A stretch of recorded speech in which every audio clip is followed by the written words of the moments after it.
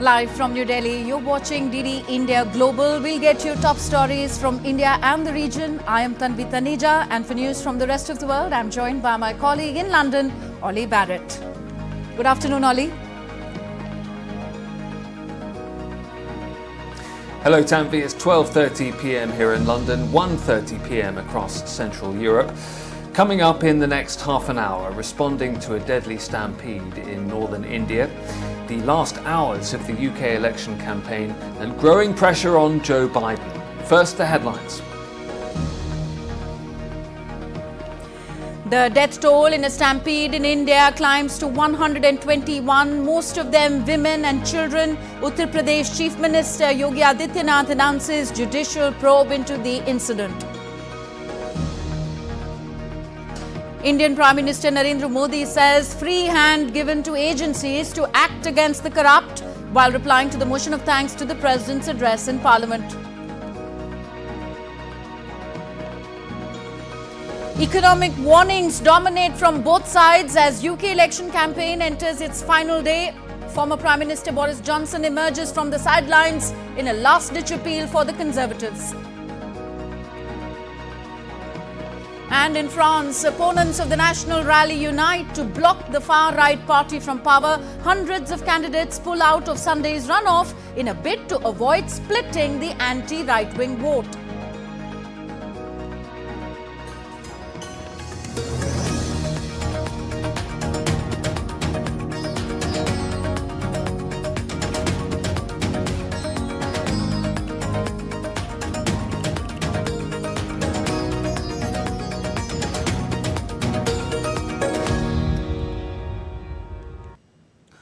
So first, updates from India. A deadly stampede occurred at a religious event in Hathras, a city in the North Indian state of Uttar Pradesh. The incident claimed at least 121 deaths, mostly women and children. Uttar Pradesh's Chief Minister Yogi Adityanath visited Hathras on Wednesday to address the situation. He held a meeting with the authorities concerned and announced a judicial probe into the incident. The Chief Minister also visited a government hospital to inquire about the well-being of the 28 people injured in the incident. The Chief Minister also announced a financial assistance package of $2,300 each to the family of the deceased. Meanwhile, a public interest litigation was filed in the Allahabad High Court seeking a Central Bureau of Investigation (CBI) inquiry into the matter. Russia's President Vladimir Putin has sent a condolence message to India's President Draupadi Murmu and Prime Minister Narendra Modi over the tragic accident in Uttar Pradesh. The message said, and I quote the President here, "Kindly accept the most sincere condolences over the tragic accident in Uttar Pradesh. Please convey words of sympathy and support to the near and dear ones of the deceased, as well as wishes for a speedy recovery of all injured." Unquote. India's Prime Minister Narendra Modi replied to the motion of thanks on the President's address in the upper house of the country's Parliament on Wednesday. Speaking in the Rajya Sabha, the Prime Minister said that the government has given a free hand to agencies to take stringent action against the corrupt. He also called out the opposition Congress party for serious allegations of corruption. Corona के कठिन कालखंड के बावजूद संघर्ष की वैश्विक परिस्थितियों के बावजूद तनाव के वातावरण के बावजूद भी हम हमारे देश की अर्थव्यवस्था को 10 नंबर से आज विश्व में 5 नंबर पर पहुंचाने में सफल हैं।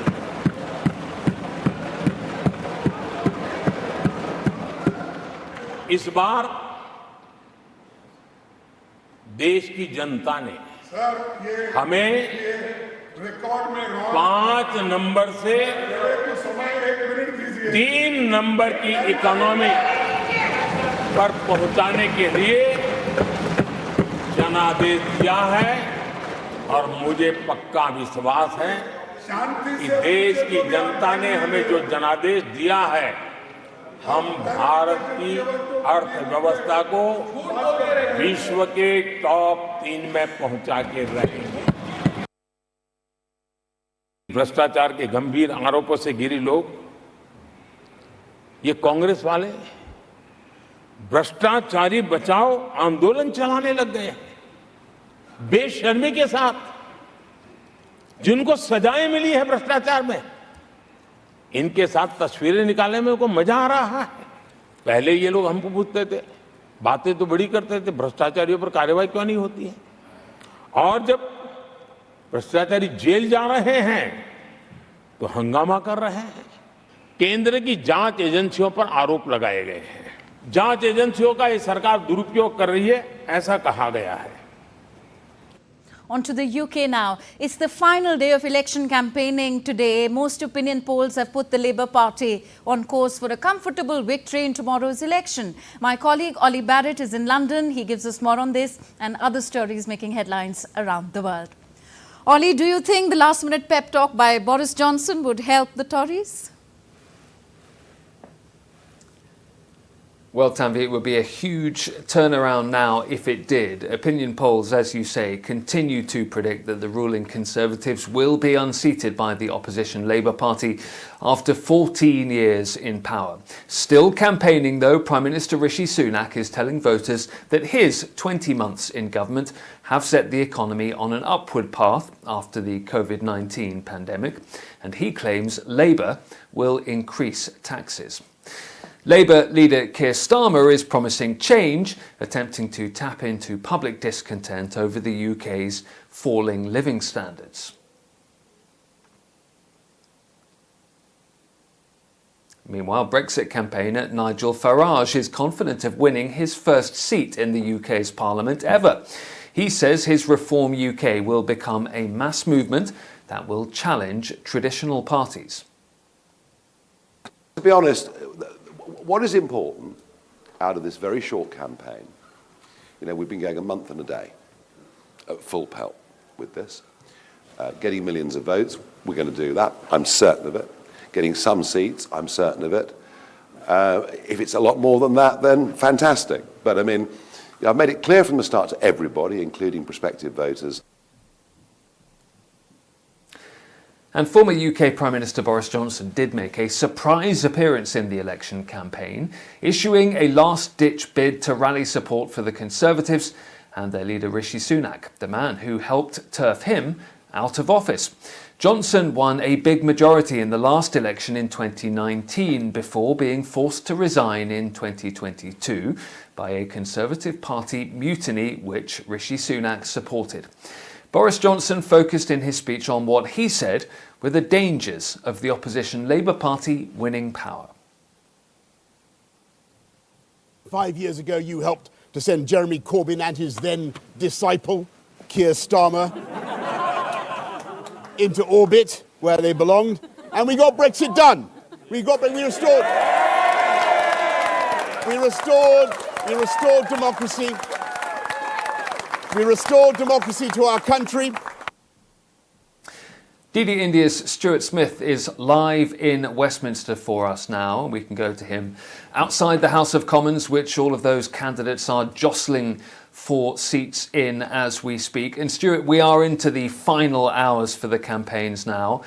Do the Conservatives accept that they are likely to lose?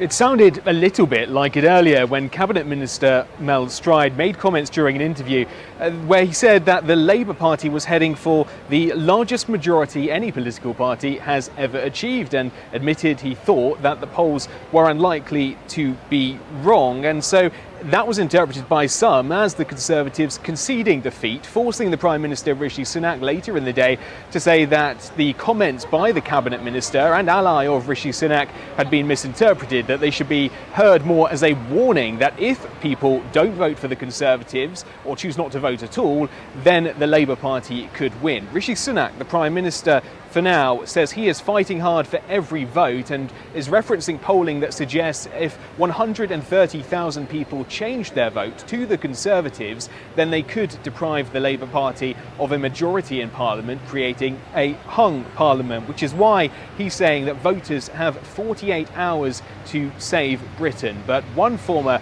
member of the Conservative government cabinet, ex-Home Secretary Suella Braverman, is saying exactly that this is over. She says the Conservatives need to prepare for the reality of opposition. But the Labour Party leader, Keir Starmer, and as polls have it, likely the next Prime Minister, is not being complacent. He's touring the country from Scotland to Wales and West England all in one day. He's trying to convince voters that although the polls suggest a Labour majority is the likely outcome, to still vote, to not be complacent, lest the Labour Party says we see Rishi Sunak go through the door of Downing Street one more time on Friday.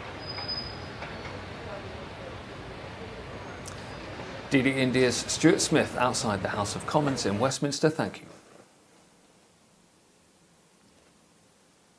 In France, more than 200 candidates from the left wing and President Emmanuel Macron's centrist camp have withdrawn from Sunday's runoff election in a bid to avoid splitting the anti-right wing vote.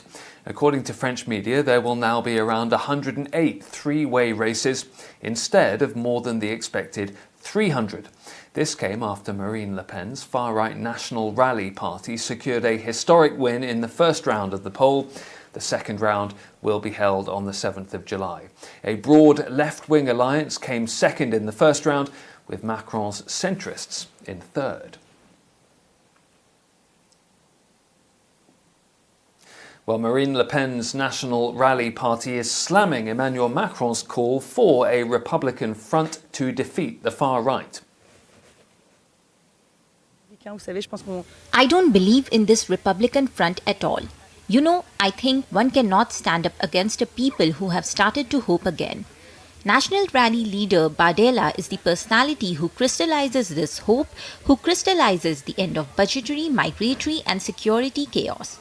The French are counting on us and I think they are much more free than the elites might think. Finalement, la Macronie appelle à voter pour la NUPES. Well, following a widely criticised performance in last week's televised debate, the US President Joe Biden is under growing scrutiny. There are now a growing number of voices from within his Democratic Party suggesting that he should potentially stand aside from the upcoming presidential race against the former President Donald Trump.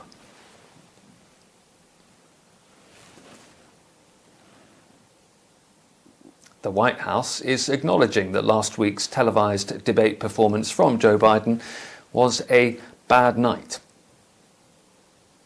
What I can say is that, just to take a step back, it was a bad night. We understand that it was a bad night. And the president has spoken to this. And he understands that. And so I cannot speak to anything beyond what I just shared. The president has regular annual physicals that we release in a thorough report. We're going to continue to do that. I don't have anything else beyond that. A military parade is being held in the Belarus capital to commemorate the 80th anniversary of the liberation of Minsk from Nazi invaders. Troops from several former Soviet countries have been taking part in the Independence Day military parade in the Belarusian capital. Nuclear-capable missile launch systems and unmanned aerial vehicles have featured as well. The event saw the participation of the Russian defense minister, as well as delegations from Azerbaijan, Kazakhstan, Kyrgyzstan, Tajikistan, Uzbekistan and China.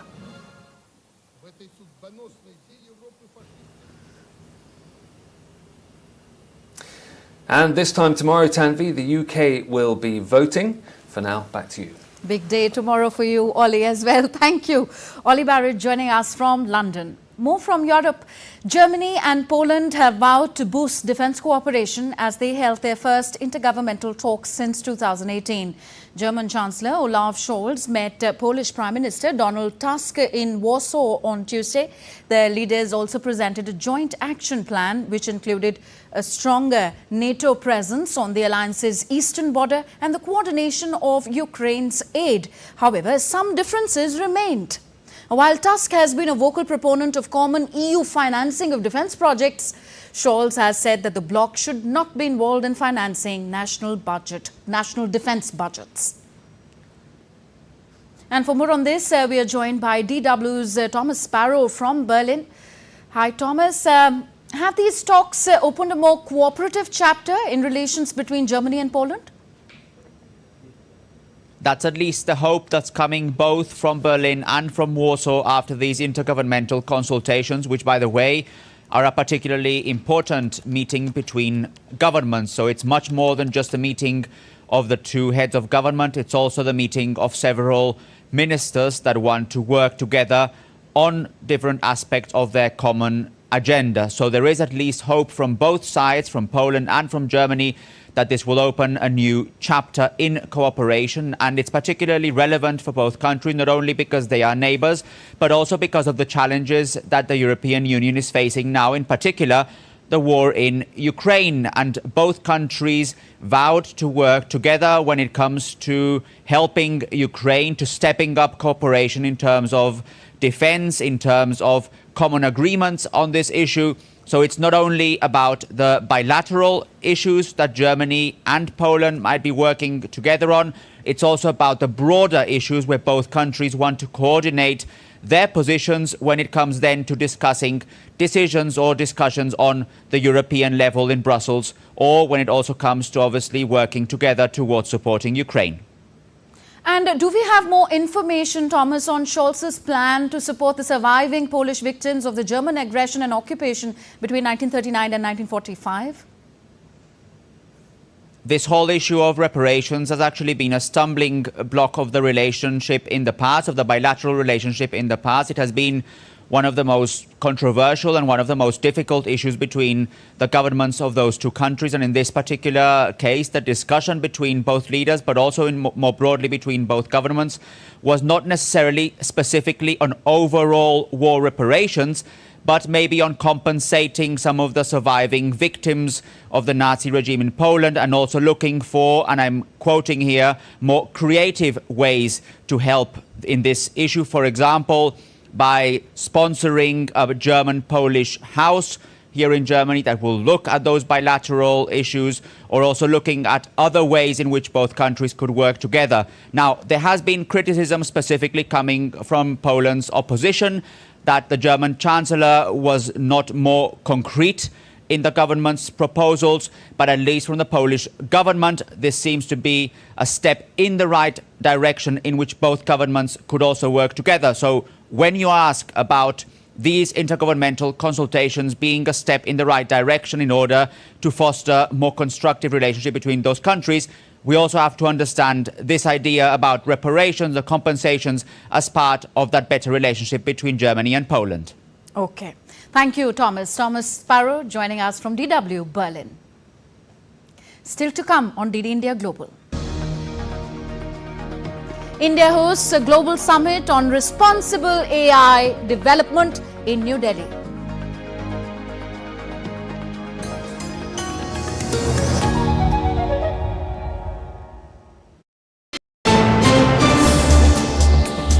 Voice of a rising aspirational world. Stories of challenges, struggles and accomplishment. A world battling conflict, hunger and poverty. Embracing growth, development, science and technology.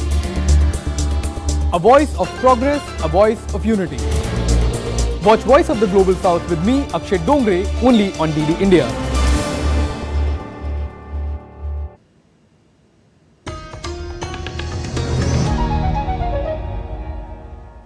Welcome Welcome back. You're watching DD India Global. I am Tanvi Taneja. Back to Asia. India's External Affairs Minister Subramaniam Jaishankar is representing the country at the Shanghai Cooperation Organization Summit in Kazakhstan. Dr. Jaishankar met his Russian counterpart Sergei Lavrov on Wednesday and held wide-ranging talks on bilateral partnership and contemporary issues. Jaishankar noted the progress in many areas since their last meeting in December 2023. The minister also raised concern over Indian nationals in war zone and pressed for their safe and expeditious return. Kazakhstan is hosting the summit in its capacity as the current chair of the grouping.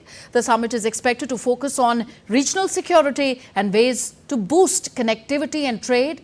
India chaired the SCO last year. It hosted an SCO summit in a virtual format in July last year. India is hosting a two-day Global India AI Summit in New Delhi. While inaugurating the summit on Wednesday, Minister for Electronics and Information Technology Ashwini Vaishnav emphasized India's leadership role as the lead chair of the Global Partnership on Artificial Intelligence. He flagged both the potential and risks of AI. In the recent general elections, we have seen how big a threat disinformation, misinformation and fake news can be. And that threat gets multiplied manifold by the power of AI. And this is not something which only we are experiencing. The entire world has experienced the same, and globally every society, every government is feeling exactly the same threat from the emergence of new risks based on AI. Japan's Vice Minister for Policy Coordination in the Ministry of Internal Affairs and Communications, Hiroshi Yoshida, attended the inaugural ceremony of this summit in New Delhi. He applauded India's initiative to promote a safe, secure and trustworthy artificial intelligence. DD India's Amritpal Singh now joins us on the story. Hi Amrita, what does India hope to achieve towards the end of this AI summit? Well, India is trying to foster a framework for ethical and inclusive development of AI. Use the AI technologies for the development of especially the developing world, the global south, so to speak. Leveraging the technological skills and the technological advancement of the global north to effectively flow towards global south without any kind of monopoly. So, development through cooperation, through collaborative efforts, innovation and effective deployment of AI technologies. Tanvi? Okay, thank you Amrit. Amritpal Singh reporting from Global India AI Summit in New Delhi. Indian High Commissioner to Sri Lanka Santosh Jha launched the premium petrol with octane rating 100 XP100 in Colombo. Today, the event marked the launch of the high-performance fuel in the island, making it the 8th country in the world to provide it in its market. Managing Director of Lanka Indian Oil Corporation, Deepak Das, said that XP100 will reduce carbon emissions, contributing to Lanka's commitment towards cleaner and healthier environment. Lanka IOC is very happy and proud that with the support of our parent company IOCL, we have launched a new high-performance petrol with 100 octane. We are marketing it as XP100. Till now, it was available only in 7 countries. Now it is also available in Sri Lanka. XP100 provides faster acceleration, enhanced fuel economy, lower engine deposits, resulting in improved vehicle performance and longer engine life. And next we take a look at what else is making news around the world. The US government pledged its support to the newly formed Haitian government. A Haitian delegation led by Prime Minister Gary Conille met with the US Secretary of State Antony Blinken on Tuesday. The visit comes after US's announcement of around $110 million security assistance to the island nation. In a display of friendship, solidarity and support, the Russian Navy fleet ships, including a frigate and a tanker, arrived at the port city of La Guaira. The Russian frigate will participate in Venezuela's Independence Day military parade on July the 5th. The new provisional tariffs by European Union on imported Chinese electric vehicles will be applicable from July 4th. The EU claims China benefits from unfair subsidies, harming local businesses, a claim strongly refuted by China. Rome's San Giovanni Battista Hospital uses a more effective way of treating brain-damaged patients. The patients here are treated by hippotherapy, allowing them to spend time with horses that make them forget their problems and take charge of the situation. And a newly born African white rhino baby named Silverio is delighting the excited visitors in a Chilean zoo. Born on Tuesday, the baby adds to the numbers of white rhino population of the Buin Zoo in Santiago. The zoo authorities are happy with the successful growth in the population of this endangered species. White rhinos are fast decreasing in numbers due to being hunted for their horns and habitat loss. That's it in this edition of DD India Global. Do let us know your thoughts on the news of the day. Connect with us on our different social media handles at DD India Live. And for those on the go, you can catch all the latest news and updates from India and the world on our DD India mobile app.